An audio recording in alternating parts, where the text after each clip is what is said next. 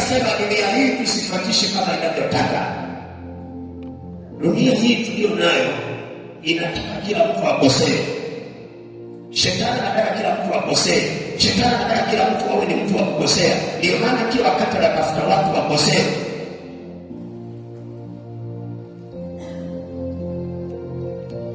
Ushakuona mwanamke amevaa nguo zake za ndani zinajichora. Kama amevaa chupi inaonekana imepita wapi, imepita wapi. Suvai nguo ambayo inaficha. Nani mwenye hacha na nguo yako ya nani? Roho ya usinzi na ukahaba yuko ndani yako. Unataka kuonyesha chupi iliyo ndani na kwamba watu waione na iweje.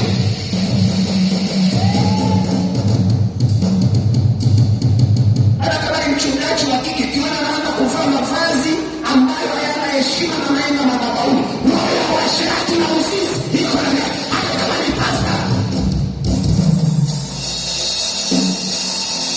hata kama ni pasta.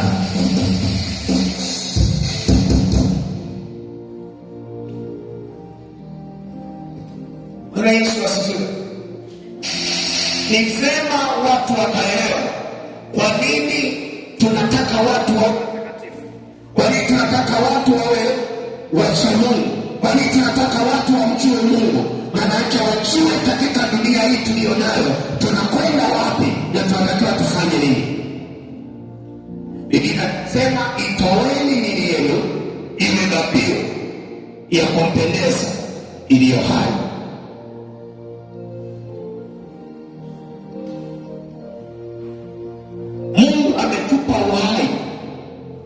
Tuitumie miili yetu kwa ajili ya faida ya Bwana. Miili yetu ilete utukufu.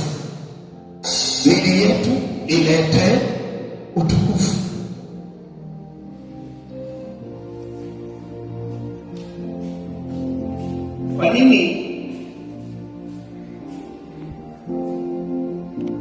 Kwa nini wakati mwingine unaweza kujiuliza kwa nini watumishi wa Mungu wote wa zamani walikuwa wavai suruali tu?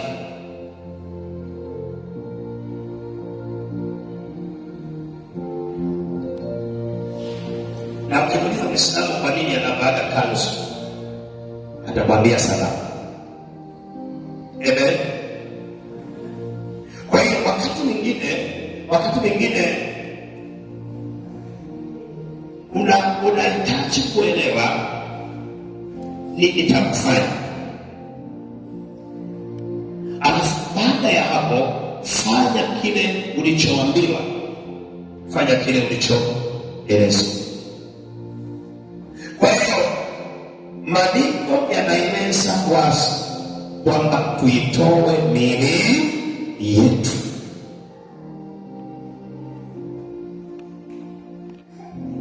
Tumia mwili wako kwa ajili ya faida ya Bwana. Tumia mwili wako kwa ajili ya heshima. Ukienda kanisani, na sio kanisani tu, kwa sababu mtu mwingine akienda kanisani kavaa nguo nzuri, akitoka akienda kazini anapiga nguo zake za kawaida zilizozoea. Huyu ana nidhamu ya uongo.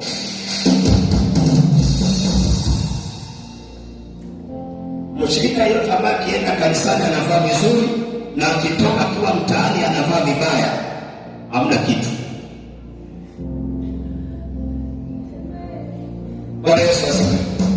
Sehemu yoyote wewe ni hekalu la Bwana, popote unapokwenda unawakilisha Bwana. Ni lazima wewe ni mtu ambaye muda wote maisha yako na mwili wako unamheshimisha Bwana.